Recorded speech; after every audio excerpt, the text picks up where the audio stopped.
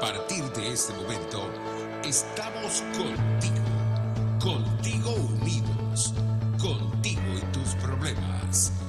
RCR presenta Contigo, María Corina Machado. Muy buenas tardes, bienvenidos a Contigo, un programa de María Corina Machado hoy, sin María Corina Machado, pero quien les acompaña es Santiago Romero. Hay que recordar antes de empezar este espacio que en la dirección de la estación está Jaime Nestares, en la gerencia de producción está Wilix Arcaya, en la producción de este espacio están Justo Navarro, Yair Pacheco Cova, con la quien me estreno el día de hoy, y el grande de los controles, José Gregorio González. Hoy tenemos un programa bastante entretenido y vamos a pensar un poco sobre Venezuela como problema. ¿Venezuela es un problema de los venezolanos? ¿O Venezuela es también un problema global que requiere soluciones globales y pensar con soluciones realistas cómo salir de este problema que no solo afecta a Venezuela, sino afecta a la región, al continente y al hemisferio occidental? De esto vamos a hablar hoy con dos grandes invitados. Y antes de contactar con nuestro primer invitado, unas pequeñas palabras. Venezuela es un país azotado y asolado por un estado criminal. Y es duro pensar que todo lo que hemos vivido los venezolanos durante 23 años de chavismo ha llevado a la nada. Porque así se siente el venezolano se siente desolado, se siente defraudado, se siente abandonado por sus liderazgos. Y esto nos ha llevado a pensar, con la falsa creencia, que eventos como el pasado 21 de noviembre van a mejorar las condiciones de cautiverio de los venezolanos. Ayer, veíamos la reunión del Consejo Federal de Gobierno en el Palacio de Miraflores, cómo los gobernadores y alcaldes supuestamente electos el pasado 21 de noviembre, aplaudían a Nicolás Maduro. Bueno, que además Nicolás Maduro haciendo supuestas autocríticas y diciendo que había que quitar las sanciones, y tú los veías a ellos aplaudiendo. Es lo mismo tener a el gobernador chavista de turno que al gobernador opositor de turno. No es lo mismo, porque los problemas de Venezuela son problemas estructurales. Un gobernador y un alcalde no tienen la competencia para resolver la inseguridad, el desabastecimiento, la inflación. No tienen esas competencias y no les interesa tampoco. El poder de los gobernadores y alcaldes reside en lo que cede, el poder que les cede desde Miraflores, el chavismo, a esa gente. Les quitan y les dan competencias a placer. Pero también hay que entender que el poder del chavismo reside en diferentes áreas, y eso hay que entenderlo. Hoy vamos a hablar sobre esa dinámica global y de dónde reside el poder con Luis Emilio Bruni, que es ingeniero ambiental con maestría en Relaciones Internacionales y PhD en Semiótica, y además Luis Emilio dirige el Augmented Cognition Lab de la Universidad de Aalborg en Dinamarca. Muy buenas tardes, Luis Emilio, ¿cómo te encuentras? Muy bien, Santiago, gracias por la invitación. Luis Emilio, hemos escuchado durante la última semana y media sobre las tensiones en Ucrania. Tú, que estás en Dinamarca, te darás cuenta de la presión que debe existir ahorita en Europa. Y cómo el ministro Lavrov, ministro de Relaciones Exteriores ruso, aseguró que Rusia estaría en disposición de movilizar tropas para Cuba y Venezuela en un movimiento geopolítico para presionar a los Estados Unidos. ¿Esto es una señal de que Venezuela es una pieza dentro del tablero geopolítico mundial o simplemente es una coincidencia retórica? Bueno, yo coincido con algunos analistas que han planteado inmediatamente que no hay nada sorpresivo en esto. que Venezuela ha sido una pieza de este tablero geopolítico por ya muchos años, y que Rusia ha usado esa pieza por muchos años y que, digamos, y que la presencia militar rusa en Venezuela tampoco es nueva. O sea que no hay mucho de qué sorprenderse en esto. Quizás la novedad es que de nuevo, y no por primera vez, se recalienta la posibilidad de una tensión. Yo todavía no le doy el estatus de conflicto en Ucrania, y entonces eso, porque se está dando esa dinámica y esa dinámica se incrementa, se mueve la ficha Venezuela en este momento, pero no que esa ficha no haya estado allí ya por muchos años. ¿Crees que, o sea, conociendo la presencia rusa, Rusia tiene en Venezuela operarios del grupo Wagner que prestan algún tipo de servicio de seguridad, también tiene presencia de personal militar de asistencia para temas de radares, inclusive para temas de aviación, por el caso de los Sukhoi, inclusive se ha visto como en el año pasado, durante el conflicto de Apure contra la FARC y el ELN, se vio presencia fotográfica de operadores rusos dentro de las bases venezolanas, tratando de asistiendo, movilizando a los heridos. ¿Crees entonces que cómo podremos destrabar esta situación? O sea, ¿qué es necesario comunicar? ¿Qué es necesario comunicar para poder desengranar un poco esto que está algo enmarañado? ¿Cómo consideras tú que deberíamos nosotros los venezolanos comunicarle al mundo que la presencia de Rusia no es nueva y que este conflicto tiene larga data? Bueno, mira, yo creo que los actores interesantes e interesados están claros en esto. O sea, ya a estas alturas no es posible. Y bueno, más cuando se expresa explícitamente como estas expresiones de las que te estás hablando del ministro ruso. Pero es una cuestión de interés y de repente tú puedes jugarte estratégicamente la tolerancia a esa situación que hay en Venezuela, porque en ese momento estratégicamente te conviene así. Después, cuando viene usado como ficha, eso a lo mejor te cambia la perspectiva. Ahora, el problema es que la situación internacional en general es de una gran confusión para un observador, digamos, de a pie. Hay un entramado de intereses y de agendas ocultas por detrás que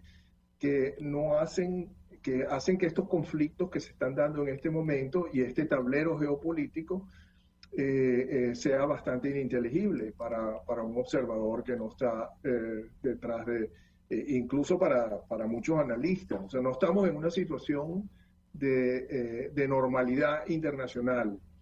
Estamos en una situación donde donde se están dando estas guerras híbridas en muchas partes. Fíjate lo que pasa en Kazajistán, fíjate lo que pasa en Ucrania, fíjate las visitas y los apoyos chinos en Centroamérica y en el Caribe.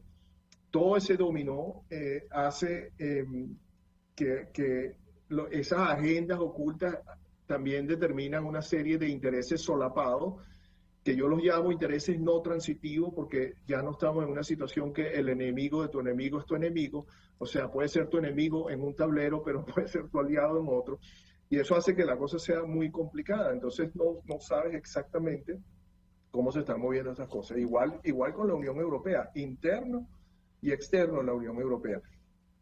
Todo esto crea un escenario mucho más difícil y complicado para la causa de la libertad de Venezuela. Justamente de eso escribía la semana pasada en un artículo que me comunicó justo que te pasó, y es ese tema de, en un mundo hiperconectado, en un mundo donde la inmediatez a la información la tienes en la palma de tu mano con tu teléfono inteligente o con tu laptop, también ha generado una insensibilidad y una desconexión enorme. O sea, esa hiperconexión también conlleva una hiperdesconexión de los problemas, porque al final del día la gente sí pareciera que se informa de lo que pasó en Bielorrusia con las protestas del año 2020 por la elección que se roba Lukashenko, otra más. Pero el boom duró lo que duró la tensión. Inclusive estas fotos de algunos dirigentes y unos políticos, por el caso del Canadá, que estaban pasando con una hoja de papel en blanco con "We stand for Ukraine". O sea, pero ¿de qué sirve el hashtag? O sea, al final del día, pareciera Perdón, ¿qué decía la hoja? No estamos por Ucrania. O sea, el típico hashtag que lo que cambia es Ucrania, Venezuela, Bolivia, Nicaragua, Cuba, el que se usa siempre. Y al final del día, estamos hiperconectados, pero también hiperdesconectados de nuestras crisis. ¿Tú crees que existe la posibilidad de cambiar esa dinámica cognitiva, política y social del mundo con estos problemas y entender que todo así está conectado y que requiere una respuesta colaborativa? Bueno, es que eso es parte de esa guerra. O sea, esa guerra híbrida se juega también con la distracción, se juega también con la creación de realidades paralelas y realidades y la manipulación de la información. Y por eso, bueno, una parte importante es lo que en inglés se llamaría la proliferation of issues, o sea, la proliferación de asuntos. Y eso es una estrategia, tú lo ves que en Venezuela ha sido aplicada también, esa proliferación de asuntos, o sea que no te dan descanso, no te dan paz.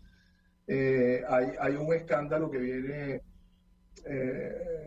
arropado por otro, hay una crisis que viene arropada por otra, o sea, ya imagínate, ya tú tienes 2 años agobiado con una crisis de salud pandémica y entonces suceden todos estos golpes de Estado, todos estos amontonamientos de tropas en fronteras, invasiones por aquí, y entonces esta red neural de la comunicación digital puede acelerar estos procesos, sobre todo acelera las percepciones. Eso es como decía Baudrillard con ese libro en los años 90 del simulacra, donde la realidad virtual, lo que él llamaba la hiperrealidad, pasa a ser más real que la realidad. Y de hecho pasa a ser una realidad. Entonces, uno que está sometido a esta guerra de información empieza a perder 2 cosas. Empieza a perder la capacidad de discernir lo que es cierto y lo que es falso, con todo el fenómeno de los echo chambers, de los fake news, de todas esas cosas. Y las fuerzas que saben utilizar psicológicamente estas armas atentan contra la lógica.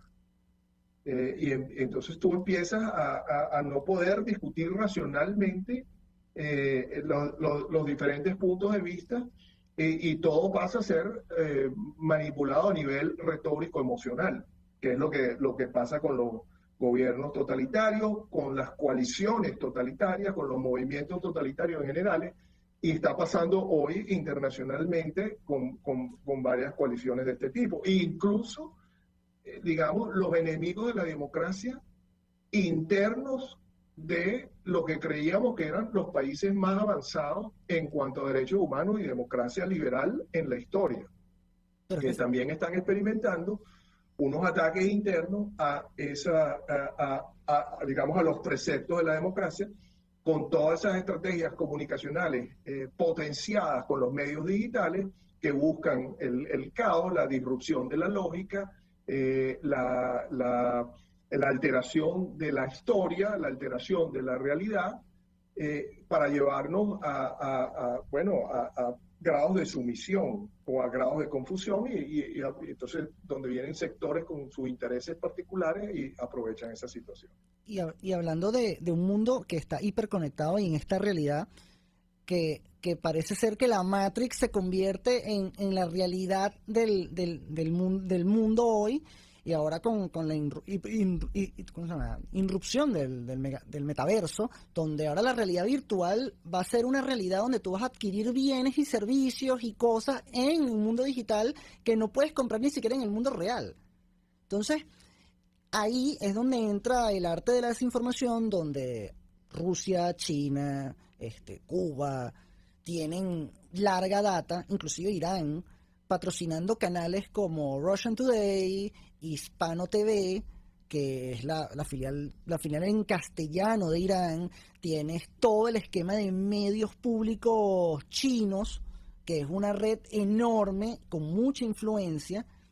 Y al final del día, Luis, yo no veo una réplica de parte del sistema liberal y democrático a este esquema de propaganda, porque es desinformación, es manipulación, y al final es esa generación del caos a través de mensajes sistemáticos.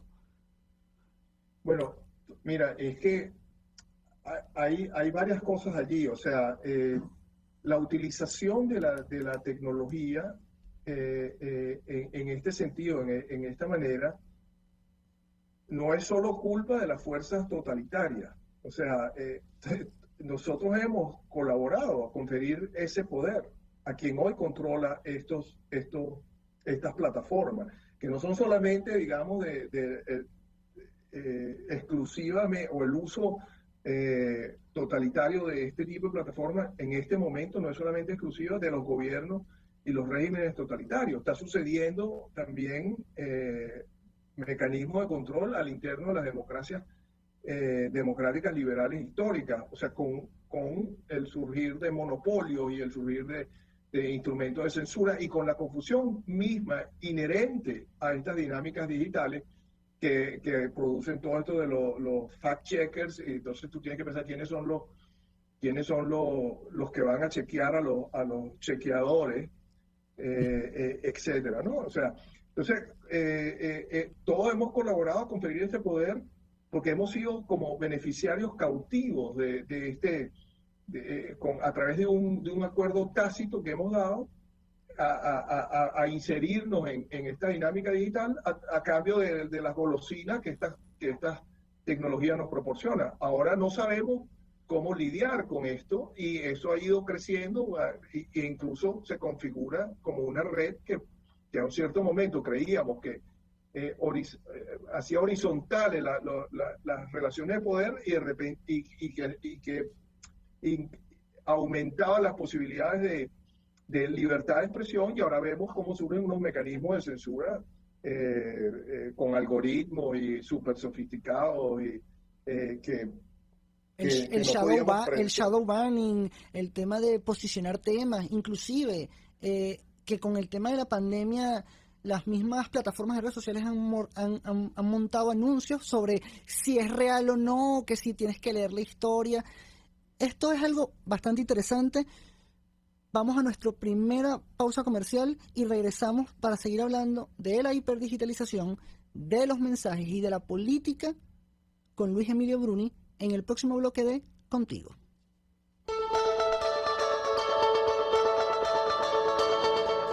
Les estamos presentando Contigo, el espacio donde tú y tus dirigentes se escuchan, solo por RCR 750.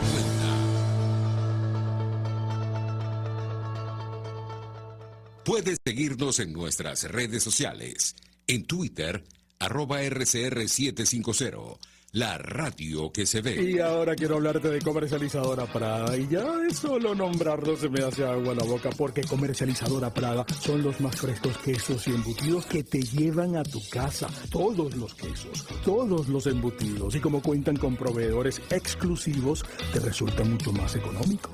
Llámalos ya, 0424-134-6035, en Instagram wprada.ve. Comercializadora Prada, todo en quesos y embutidos con la mejor relación precio-sabor. Antes de empezar el día, entérese de lo que acontece en el país junto a Pedro García Otero en Titulares de la mañana. De lunes a viernes a las 6:30 de la mañana. Acompáñelo y empiece su día bien informado. Titulares de la mañana con Pedro García Otero. Solo por RCR 750 AM. Porque lo bueno une. Voz de América. Información precisa, completa, veraz, objetiva e independiente. Directo a tu pantalla. De lunes a viernes a las 2 de la tarde por RCR 750. RCR 750 AM. Porque lo bueno une.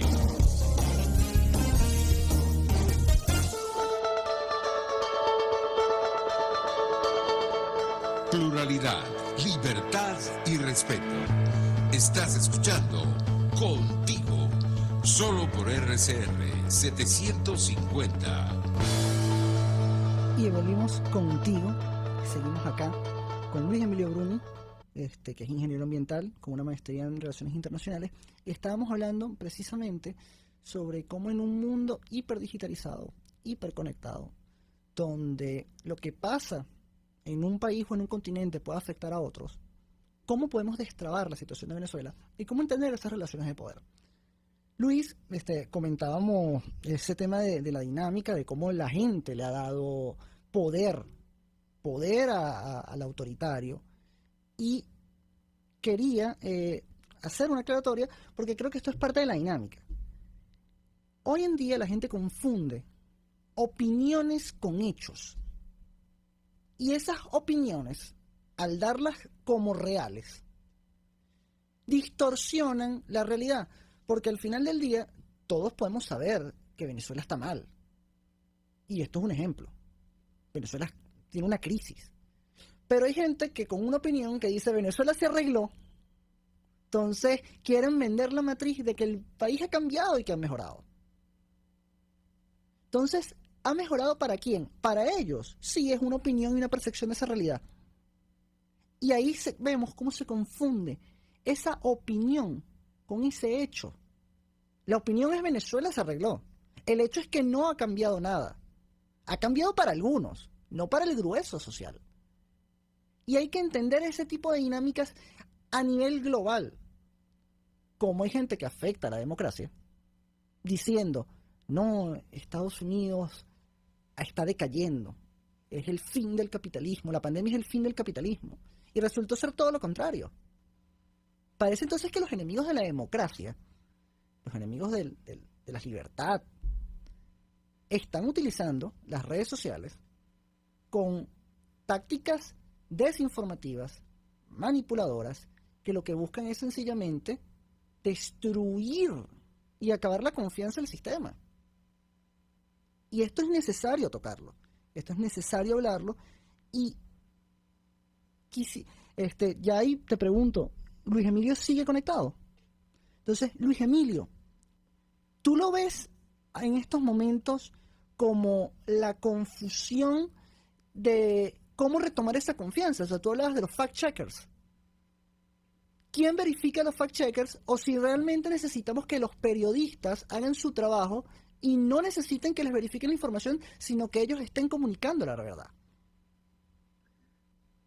Bueno, incluso hay grandes plataformas de medios de comunicación que están preocupados de que la gente verifique ellos mismos la veracidad de las noticias que están desarrollando.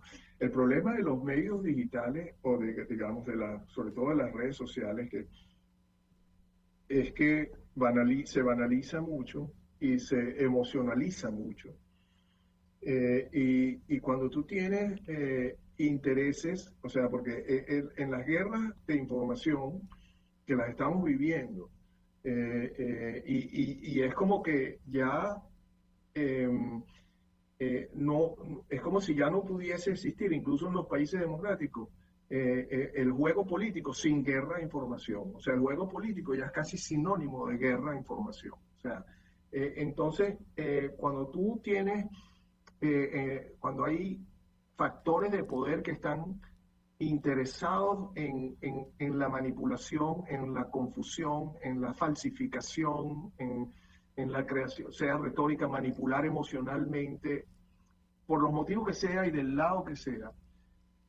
Usan este mecanismo, hay varios mecanismos que tú puedes usar. Uno es avallazamiento de proliferación de asuntos, otro puede ser la inducción del miedo, otro puede ser que crea una gran manipulación emocional. Y para lograr esto, una de las técnicas es esta, ¿sabes? Lo que te comentaba antes, esta proliferación de asuntos, que hace muy difícil, esto disrumpe la lógica y hace muy difícil para tú explicar racionalmente un problema, por ejemplo, el problema venezolano, explicar por qué, o sea, el asunto es mucho más complejo de que porque tú veas un cierto indicador económico aquí, la situación no está mejorando, porque eso no lo puedes tú desglosar, no lo puedes explicar en el nivel de superficialidad y emocionalidad de las redes sociales. Eso lo hace imposible y eso crea un círculo vicioso que polariza, que hace que la cosa se confunda más y se enmaraña más. Nunca te vas a poder sentar con un grupo de personas, vamos a dilucidar esto, ¿no? O sea, pero no, ahí hay una... Pero sucede que no es solo en las redes sociales, sino que también la dinámica del espacio de debate, que antes era los medios de comunicación, han caído también en ese juego, porque al final pareciera que los programas de debate, de discusión, de análisis que antes reinaban en los medios de comunicación tradicionales, radio, televisión, inclusive las plataformas ahora digitales, de grandes medios, llámese la BBC, CNN, Fox, NSBC, El País de España, El Mundo, etcétera, al final pasaron a ser versiones de los llamados top show o de los late show, donde todo es eso, emocionalidad.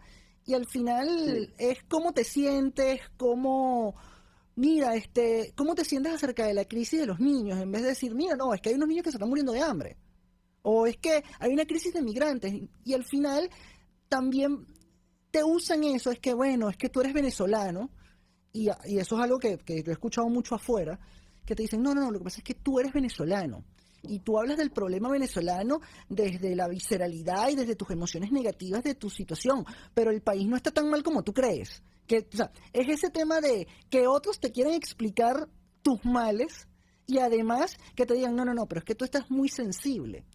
También eso es parte de esa dinámica. Y para finalizar, Luis Emilio, para que tenemos otro invitado también, quiero dejarte esta última pregunta y tu último comentario y tu último análisis. ¿Tú crees que es posible romper con este ciclo de informaciones viciadas y de hiperdigitalización y utilizar la herramienta en favor de los objetivos de la lucha por la libertad, la democracia y los valores democráticos y liberales que nosotros creemos? Mira, yo creo que sí, y a eso hay que desarrollarlo. O sea, como decíamos, es una guerra cultural. Este tipo de guerras culturales se han hecho, por ejemplo, la mente totalitaria sabe manejar estos manuales de la guerra cultural muy bien. Ahora eso se ha visto ponderado con las nuevas tecnologías, pero la base es todavía la guerra cultural. Yo creo que es importante entender esos mecanismos. Es muy importante también para las nuevas generaciones, o sea, nosotros podamos comunicar a las nuevas generaciones cómo discernir, cómo preparar a los jóvenes psicológicamente para resistir a la invasión de la mente, a la invasión, a la disrupción de la lógica, a la demolición del pensamiento crítico, a la manipulación de las emociones por todos estos instrumentos de los que hemos hablado. Yo creo que parte de la estrategia es eso, desmontar, esclarecer a las nuevas generaciones, darles instrumentos para poder ejercer su pensamiento crítico desde un punto de vista que no sea manipulable emocionalmente. Pero yo sí creo que es posible y bueno, y hay que estudiar profundamente cómo funciona la mente totalitaria, no solamente en los regímenes totalitarios, porque hay mentes totalitarias incluso en países democráticos liberales. O sea, hay grupos de poder, plataformas, oligarquías, monopolios, ¿sabes? Que manejan sus intereses y van en esas direcciones. Y todos estamos sujetos a esta guerra cultural a nivel global en este momento. Ahora, los venezolanos, obviamente, tenemos ya un par de décadas siendo agredidos psicológicamente. Y eso deja bastante, ¿cómo te digo?, heridas y deja bastante secuelas en la psicología cultural del venezolano, y hay que trabajar para crear islas de sanidad en la... Pero yo creo que los venezolanos están bastante claros. Los venezolanos ya no se dejan confundir por el régimen, se dejan confundir por otros factores a lo mejor. Pero yo creo que ya la guerra cultural en Venezuela llegó como a un punto que está desnuda y se ha trasladado más a otros escenarios internacionales. Y eso, bueno, nada, tenemos que seguir ejercitándonos en cómo poquito a poco desglosar todas estas confusiones y buscar espacios donde se pueda discutir y debatir sin ese tipo de manipulación. Muchísimas gracias a Luis Emilio Bruni, ingeniero ambiental con maestría en Relaciones Internacionales desde Dinamarca, sacando un tiempo para hablar precisamente de estos procesos mentales y cómo la información es clave en los conflictos del siglo XXI. Muchísimas gracias, Luis Emilio. Muchísimas gracias a ti, Santiago. Todo lo mejor. Siempre es un placer tenerte y conversar contigo. Ahora seguimos con nuestro programa.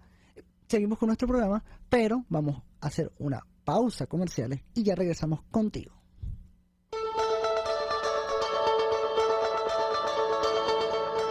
Les estamos presentando Contigo, porque nos preocupan las mismas cosas. Solo por RCR 750.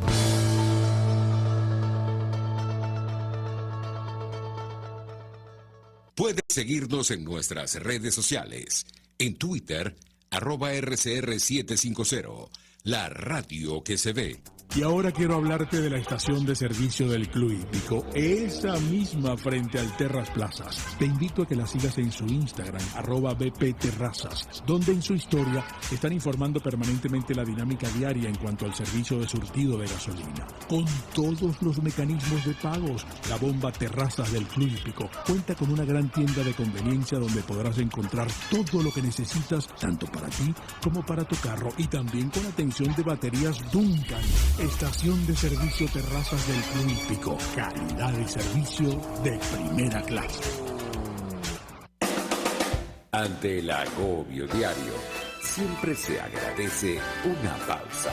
De lunes a viernes, Verónica Honderos te trae un cafecito para el alma en Sin Estrés, la revista radial de Radio Caracas Radio, con música, cultura, salud, emprendimiento, terapia, astrología y más. Cada tarde a las 3 nos ponemos en modo Sin Estrés por RCR, la radio que se ve. Un espacio que analiza y debate la coyuntura política, económica y social de nuestro país. Acompañe cada mañana a la periodista María Alejandra Trujillo en Palabras Más, Palabras Más, Palabras Menos. Palabras Más, Palabras Menos. Informes, entrevistas, análisis y discusiones sobre los temas de actualidad. Es lo que más te puedo dar, es lo de siempre. Palabras Más, Palabras Menos.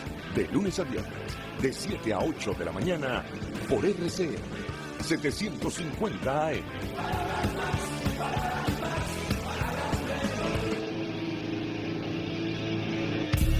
De costa a costa, cada semana, usted podrá ser parte del sentimiento varguense que inundará la señal de RCR, el Pitazo en Vargas. Acompaña a Luis López en el recorrido por la ruta de la actualidad informativa en el litoral. Comentarios, denuncias, reportes de tránsito y cómo están las playas. Información de primera mano de todo lo que ocurre en el estado Vargas. El Pitazo en Vargas, todos los domingos, a partir de las 8 de la mañana, por RCR 750 AM. RCR 750 AM, porque lo bueno une.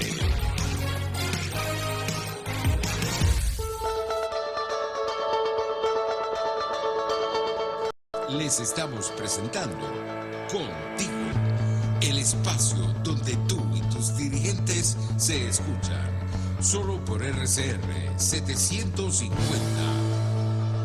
Seguimos contigo en RCR, y estamos hablando de temas un poco apasionantes, un poco actuales, sobre cómo la información, y en un mundo hiperdigitalizado, hiperconectado, también estamos hiperdesconectados de los problemas de nuestro entorno y de nuestra actualidad. Y cómo Venezuela se inserta, bueno, en esta dinámica que es global, complicada y sobre todo pareciera por momentos abrumadora. Tuvimos a Luis Emilio Bruni, pero ahora tenemos a nuestro segundo invitado del día de hoy. Tenemos a David Petit, que es politólogo e historiador, es experto en pensamiento, lenguaje y discurso político, investigador y profesor de la Universidad Pontificia de Chile, Católica de Chile. Bienvenido, David. Y empezamos con esta pregunta. ¿Tú crees que existe una narrativa impuesta por algún factor político para movilizar sus intereses a nivel latinoamericano? Hola, primero, buenas tardes. Gracias por la invitación. En cuanto a una narrativa, es una pregunta bien interesante, porque cuando analizamos es un poco complicado generalizar, ¿no? Pero sí se pueden ver desde una perspectiva de análisis político, de politológico, sí se puede ver que por lo menos hay una tendencia, ¿no? Hay una tendencia enmarcada sobre todo desde el inicio de este siglo, por de Sao Paulo, Grupo de Puebla, etcétera, donde hay unos intereses concatenados, sistemáticamente llevados adelante, donde confluyen una serie de fuerzas que no solo son regionales, sino también están conectadas con una nueva forma, ¿no?, de ver y de entender la política internacional. Entonces, allí vamos a observar donde hay interesantes alianzas, ¿no?, por decirlo de alguna manera, en cuanto a lo que nosotros vemos a veces en países como donde yo estoy, en Chile, ¿no?, que es un poco más izquierda-derecha, ¿no?, más dilemático, donde nada más hay dos posturas, y básicamente, en la mayoría de nuestros países creo que tratamos de ver la política así, de una forma bastante schmittiana, ¿no?, amigo-enemigo, derecha-izquierda, etcétera, pero que realmente vemos que hay una nueva ofensiva, ¿no?, en cuanto a cómo ordenar la política internacional con actores como Rusia, China, etcétera, y obviamente, como tú muy bien has mencionado, en medio de toda esta nueva forma de ver el mundo, ¿no? La digitalización, la hiperconectividad, etcétera, está a la orden del día. Y en medio de todo este escenario es donde confluyen esta serie de fuerzas, ¿no? A veces estas fuerzas no son estrictamente en sentido ideológico, pero obviamente, porque hay elementos de esta izquierda-derecha que a veces pueden ser aliados como con Rusia, etcétera, Turquía o Oriente Medio, Oriente Cercano, etcétera, y vemos ahí cómo lo que sí se ve es que se trata de imponer una nueva contraofensiva, por decirlo de alguna manera, una nueva forma de ver el mundo y de llevar estos intereses de carácter tanto nacional como estratégico, regionales, globales, a partir de otras potencias que le intentan dar respuesta a Estados Unidos, la Unión Europea, la OEA en el caso de nuestro hemisferio, etc. Y es extraño, David, porque hay un fenómeno que se ve mucho hoy en la política, hablando del conflicto más grande que nos tiene como a todos en tensión, que es Ucrania, que es que Vladimir Putin tiene el apoyo, si bien de grupos de izquierda, lo que llaman el tema de los wokes, el progresismo, esta izquierda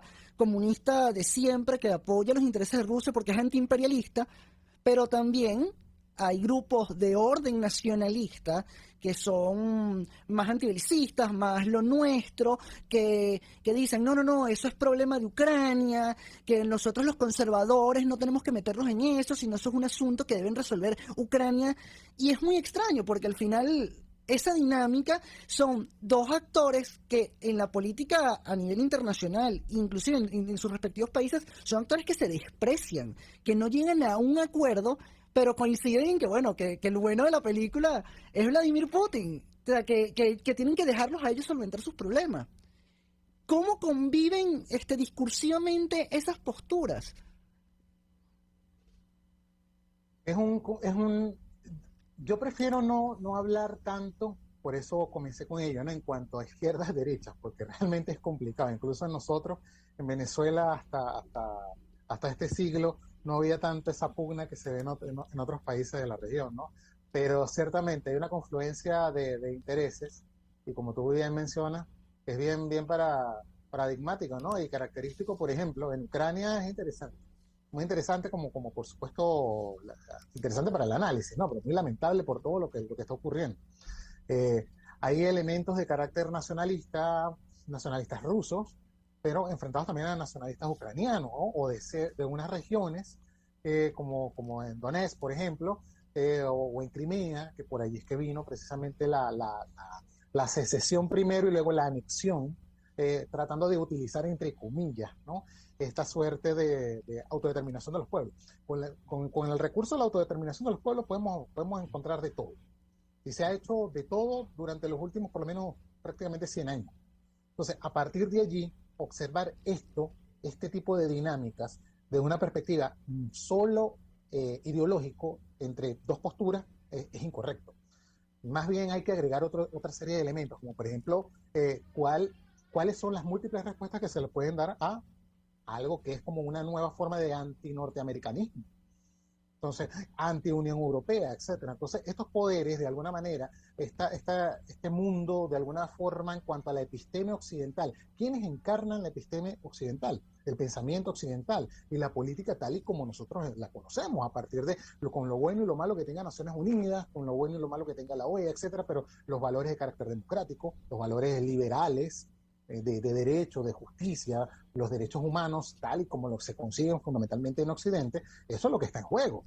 Entonces, aparte de esta serie de crisis que se van sucediendo y que llega un momento en que prácticamente se coaligan, ¿no? Se conjugan, hay que ver cuál es la postura de estos grupos frente a nuestra forma de pensar. Yo creo que por ahí hay un elemento puntual. Están atentando contra nuestros valores, contra nuestros principios. Y si atentan contra nuestros valores, nuestros principios, esto Occidente como tal, como civilización, en términos contintonianos, por ejemplo, está haciendo aguas. Y yo creo que esto es realmente grave.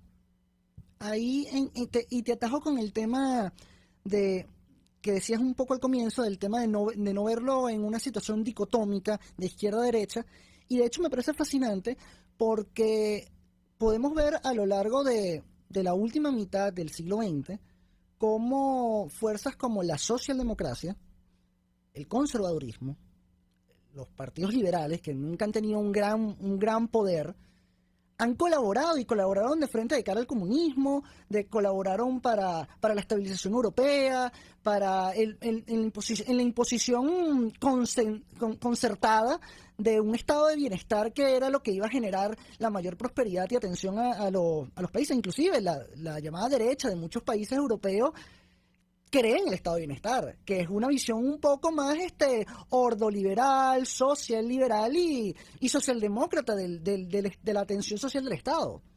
Ahora, pasando a un tema más regional, que tú comentabas el tema de la OEA, el tema del Foro de Sao Paulo, el Grupo de Puebla, me parece que hay un tema que han tratado de ligar a Gabriel Boric, obviamente por ser del Partido Comunista, con el chavismo, pero él ha tenido unos discursos diciendo que ese modelo ha fracasado, miren los 6 millones, y se ha hablado mucho del gabinete, que de hecho en la política latinoamericana hoy es como el boom. O sea, tiene un gabinete que tiene más mujeres que hombres, parece que son gente preparada. ¿Tú cómo lo ves a nivel discursivo? Ese discurso del gabinete de Boric como un gabinete profesional y diferente, algo continuista, ¿es cierto o realmente es más una fachada comunicacional de parte de Boric para decir que él no es tan malo como pretenden? Bueno, primero déjame brevemente. La campaña fue muy polarizada, pero esa polarización llevó a que en la segunda vuelta, en el caso chileno, donde yo estoy, los dos candidatos trataran de bajar las aguas, bajar las tensiones para buscar precisamente adeptos más al centro. Eso es algo que muchos no pensaron, pero los dos lo hicieron, tanto de la llamada del Partido Republicano, de la llamada derecha, como Boric por la izquierda y toda la confluencia de las izquierdas, porque en el caso chileno hay múltiples izquierdas. Uh-huh.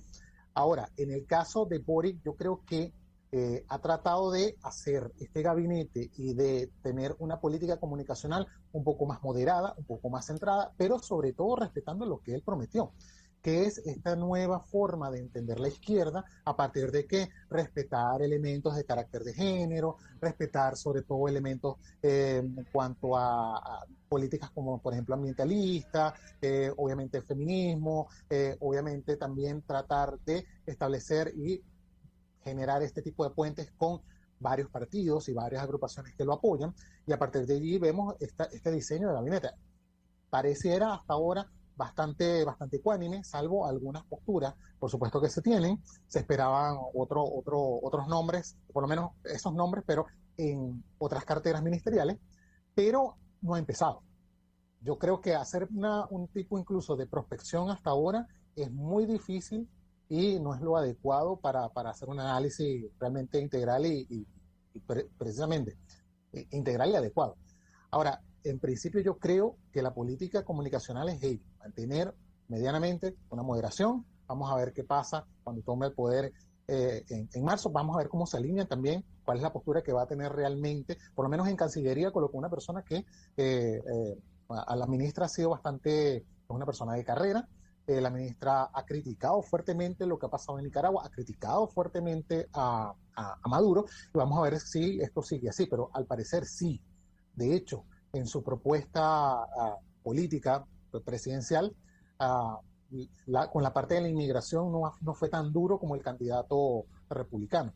Entonces, hay que ver cómo esto se va dando en el transcurso del año, pero sí creo que va a mantener una distancia con el caso de Maduro actualmente, y también esto dependerá de lo que ocurra en estos años, ¿no? En este par de años, en estos 3 años, del 2022 al 2024, ¿qué pasa con Maduro? Si la oposición logra de alguna manera, no sé, unirse nuevamente, o surgen nuevos actores dentro de la oposición, o hay una nueva oposición, porque a partir de allí es donde veremos si hay la posibilidad de retomar el camino realmente republicano, no solo democrático, sino republicano institucional. Claro, en el caso de Boric lo que hago es, claro, comunicar porque sé que no ha asumido y obviamente pareciera que esto es la continuación de la campaña hasta que obviamente podamos analizar con hechos y con bases a sus acciones cuáles van a ser las decisiones de la agenda de gobierno y cómo va a ser el desempeño de esos ministros. Pero sí he visto el tema de esa narrativa porque lo venden como si fuese un super gobierno, o sea, que claro, yo puedo tener mis diferencias y mucha gente puede tener sus diferencias, pero sí creo que se ha hecho más alarde para algo que no ha comenzado, o sea, se está elevando mucho la barra y eso puede terminar trayendo algún tipo de problema de descontento interno y externo y creo que basar en nuestra estrategia política en percepciones nos pueden llevar a tomar decisiones erradas en el camino. Tenemos el caso, por ejemplo, de Alberto Fernández. Alberto Fernández tenía un discurso, pero cuando asumió, el discurso viró un poco y bueno, fue más hacia el Grupo de Puebla. Y así sucesivamente. O sea, yo creo que tanto la derecha como la izquierda, volviendo a los términos dicotómicos, hay que analizarla por lo que hace y no por lo que dice y no por lo cómo se le percibe. Y para cerrar el programa, David, necesito un análisis tuyo, el último. ¿Tú consideras que es posible que Latinoamérica está pendulando hacia la toma de decisiones que no favorecen a Venezuela? Pasamos de tener el Grupo de Lima y una presión regional sobre Venezuela a ir haciendo un cerco sanitario sobre el país. ¿Tú crees que eso se va a asentar, ese cerco sanitario, o que al final del día sí vamos a tener que llegar a una solución regional en torno a Venezuela que incluya a los venezolanos? Mira, precisamente te iba a comentar eso en cuanto a este año es crucial. Es crucial en los casos como por ejemplo de Colombia, que es un actor determinante para nuestros intereses, y al igual como Brasil. Si se gira nuevamente a la izquierda con Petro y posiblemente Lula, que ya ha dicho que puede ser candidato, hay que ver cuál va a ser la reacción de candidatos, bueno, de candidatos no, ya de presidentes como por ejemplo Boric, que me preguntaba, porque hasta ahora están como a la expectativa. La misma Argentina no ha tratado, no se ha metido tanto en ello. El efecto COVID también ha mantenido también un cerco hacia que la política se centre más en lo interno que en una política exterior, y sobre todo una política ya más un poco más de carácter hemisférica en cuanto a esta nueva, a lo que vimos a inicios de este siglo, ¿no? Con Chávez y todo lo que fue la izquierda latinoamericana. Pero ciertamente hay que ver qué pasa, sobre todo cuando esta pandemia ya parece, pensamos, ¿no?, que va a ir diluyéndose un poco hasta convertirse en una endemia, etcétera, y vamos a ver cuál es la postura de estos gobiernos. Vamos a ver si hay una nueva forma de coalición de la izquierda y ver si realmente van a apoyar a Maduro. Es posible si sean estos personajes que toman el poder en países claves como Colombia y Brasil, es posible que haya como se vaya a apuntalar nuevamente la izquierda, lamentablemente, ¿no? Ahora, y al mismo tiempo hay que ver cuál va a ser la postura a nivel no solo regional, sino a nivel regional en el caso de Venezuela y de Cuba, si lo que está ocurriendo en Eurasia va a tener un impacto mayor. Por ejemplo, en el caso de Ucrania, si realmente Rusia van a poder hacer las tablas allí o si se va a una escalada del conflicto, porque nosotros somos determinantes allí. De alguna manera, aunque algunos piensen, oye, no, Venezuela no es tan determinante, pero recordemos 1961, 1962. O sea, una crisis de los misiles que ya se dio en el siglo XX, esperemos que no se dé en el siglo XXI. Y que de alguna forma eso haga que potencias como Rusia, China, y con esta nueva coalición de la izquierda, que vamos a llamarla de izquierda, de una forma muy maniqueísta entre derecha e izquierda, pero le hagan un contrapeso a los Estados Unidos, unos Estados Unidos que no tienen una bandera de realmente de poder ser como un veedor, un regulador en la política internacional. Y lo estamos viendo en el caso de Afganistán, en el caso de Ucrania. Entonces, ya lo que nosotros, la política tal y como la veíamos en el siglo XX, incluso a inicio del siglo XXI, esto está cambiando. Y lamentablemente se ve que la respuesta es meramente diplomática, condenar, exhortar, sancionar. Hasta allí.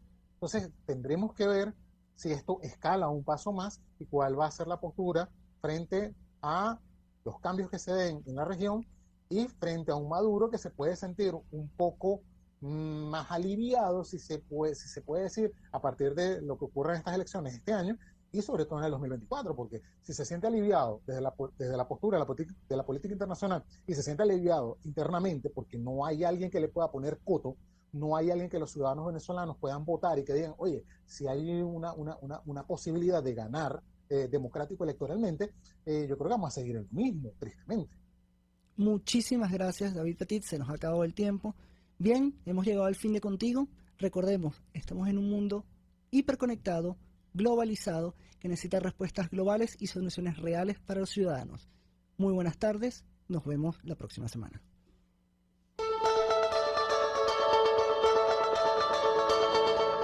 RCR presentó Contigo, donde la pluralidad de pensamiento confluye.